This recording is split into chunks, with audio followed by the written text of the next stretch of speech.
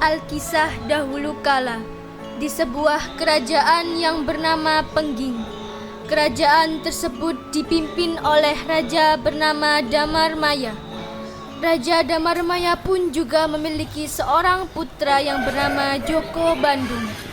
Suatu hari raja bertanya kepada Joko Bandung, "Mau sampai kapan kau membujang, wahai anakku?" Kalau sampai hari ini tidak ada gadis yang cocok di dalam hatiku, meskipun di semua kerajaan Penging, maka aku akan menikah ketika kerajaan Penging sudah menguasai kerajaan Prambanan. Joko Bandung kemudian meminta izin kepada Sang Prabu bahwa dia akan terjun langsung di medan pertempuran. Raja Damarmaya pun berpesan dan mengingatkan putranya. Bandung, Raja Prambanan bukanlah orang sembarangan. Dia memiliki ilmu kanuragan dan kesaktian yang sangat tinggi. Rama Prabu, Ananda tidak takut? Izinkan Ananda menyusul Paman Pati Sinduro. Di tengah perbincangan raja dan putranya, tiba-tiba prajurit dari medan perang datang. Prajurit itu memberikan kabar bahwa pasukan kerajaan Pengging telah banyak yang tewas. Mendengar kabar tersebut, sang raja kemudian mengizinkan putranya untuk menyusul prajurit Pengging ke medan pertempuran. Sedangkan di tempat lain, kerajaan Prambanan dikuasai oleh Raja Boko. Tubuhnya tinggi besar, sehingga sebagian orang menganggapnya sebagai keturunan raksasa. Namun anehnya, sang Raja Boko memiliki putri yang berparas cantik jelita, bernama Dewi Roro Jonggrang.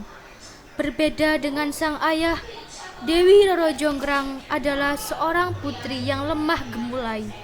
Namun, ada persamaan antara Dewi Roro Jonggrang dan Joko Bandung, yaitu keduanya sama-sama belum mau menikah pada usianya yang telah dewasa.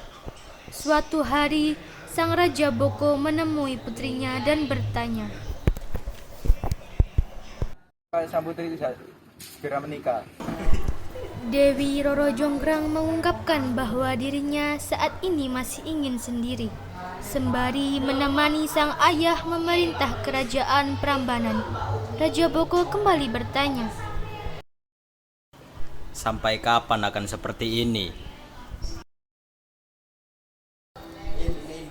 Jawaban Roro Jonggrang pun sama dengan Joko Bandung. Dia akan menikah ketika kerajaannya memenangkan peperangan. Mendengar jawaban dari putrinya, sang Raja Boko memanggil senjatanya dan berangkat memimpin pertempuran bersama beberapa pasukan pilihannya. Kekuasaan di istana pun diserahkan kepada Dewi Roro Jonggrang. Dalam tempo waktu yang singkat, Raja Boko sudah sampai di medan pertempuran. Dengan ilmu kanuragannya, dia memukul mundur seluruh pasukan kerajaan Pengging. Sementara itu, dalam perjalanan menuju medan pertempuran, Joko Bandung harus melintasi sebuah hutan angker yang konon kata bagi siapapun yang berani melewati hutan akan menjadi santapannya. Sang penunggu hutan tersebut bernama Bondowoso. Ketika Joko Bandung sampai di tengah hutan, tiba-tiba sebuah pohon besar roboh di depannya dan menimpa kudanya. Besar juga nyalimu, hai anak manusia.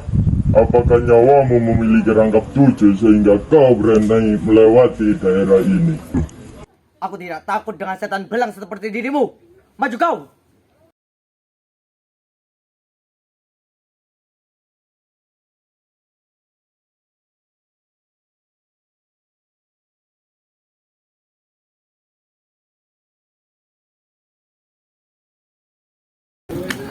Ampunilah aku, jangan bunuh aku. Beraninya kau menghalangi jalanku. Tolonglah aku. Apa untungnya jika aku mengampunimu?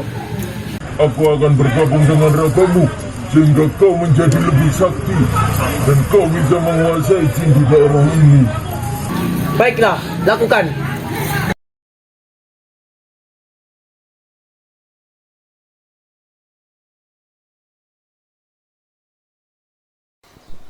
Joko Bandung setuju dengan penawaran tersebut.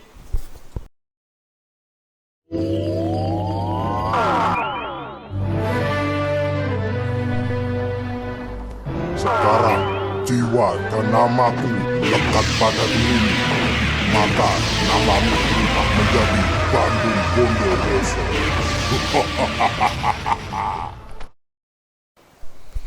Kini Bandung Bondowoso meninggalkan hutan hanya dengan berlari.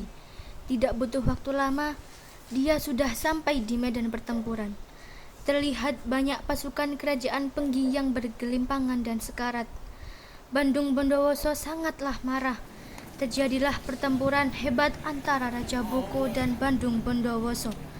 Prabu Boko pun akhirnya kalah dan Bandung Bondowoso pun meminta kepada prajurit untuk diantarkan ke istana Prambanan. Sesampainya di istana, Bandung Bondowoso terpesona melihat kecantikan dari seorang gadis. Gadis itu adalah Roro Jonggrang. Roro Jonggrang pun merasa penasaran serta merasa kagum akan ketampanan dan kegagahan dari pemuda itu.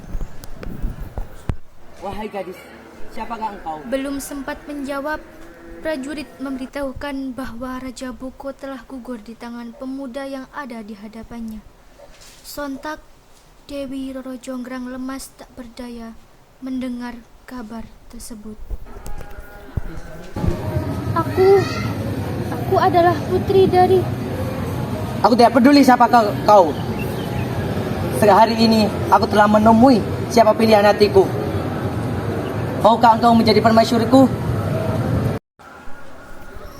Dewi Roro Jonggrang tak mampu menjawab pertanyaannya tersebut.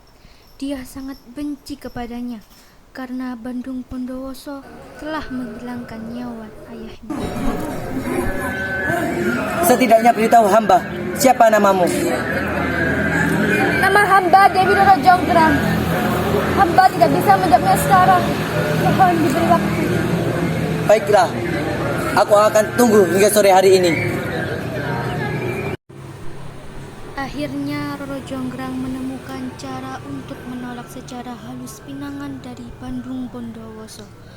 Dia mengajukan syarat jika ingin menikahinya, Bandung Bondowoso pun harus membuat 1000 candi dan 2 sumur yang dikerjakan dalam 1 malam. Sejenak, Bandung Bondowoso berpikir dengan memejamkan matanya. Dia kemudian masuk ke sebuah dimensi di mana raksasa Bondowoso ada di dalam tubuhnya. Roh raksasa Bondowoso pun memberitahukan bahwa dia sanggup membantu dengan mengarahkan bala tentara jin. Mendengar jawaban dari Bondowoso, Joko Bandung pun kembali membuka matanya. Dia pun dengan siap menyanggupi permintaan dari sang dewi. Hari pun sudah mulai gelap. Bandung Bondowoso tidak bersila di tempat yang lapang sebagai lokasi dibangunannya candi dan sumur. Dia kemudian mengarahkan kekuatan dari Bondowoso sehingga membuat 2 sumur bukanlah hal yang sulit. Selesai membuat sumur, Bandung Bondowoso memulai ritual pemanggilan pasukan jin, dan tak berselang lama datanglah ribuan pasukan jin di hadapannya. Bandung Bondowoso memerintahkan para jin untuk segera dibuatkan 1000 candi dalam waktu 1 malam. Berjalannya waktu, satu demi satu candi telah selesai dibangun.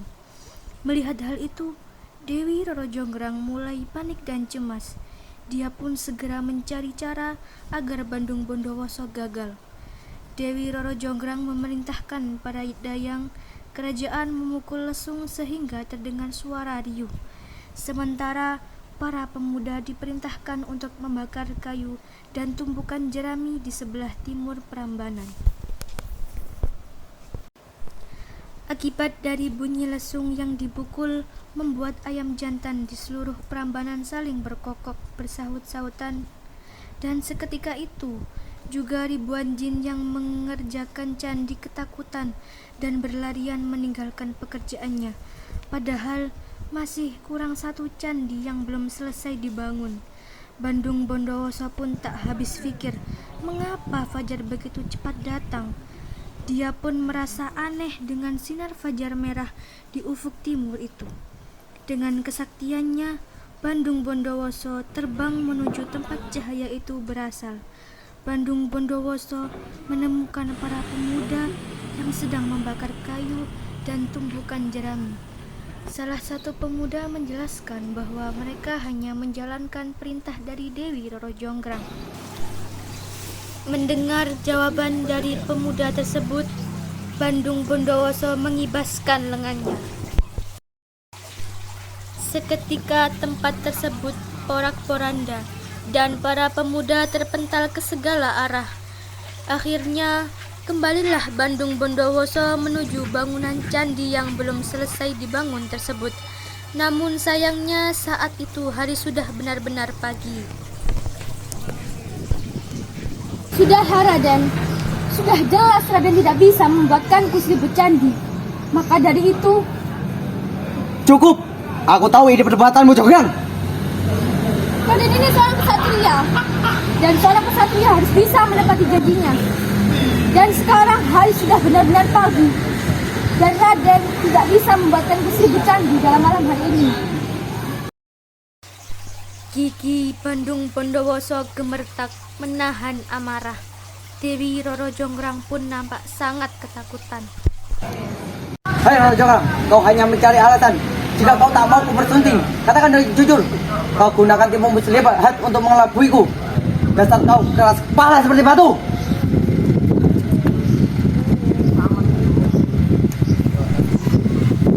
Bukan Bandung Bondowoso tak bisa ditarik lagi. Seketika Dewi Roro Jonggrang berubah menjadi batu di antara candi-candi tersebut, hingga akhirnya dapat menggenapi menjadi 1000 candi.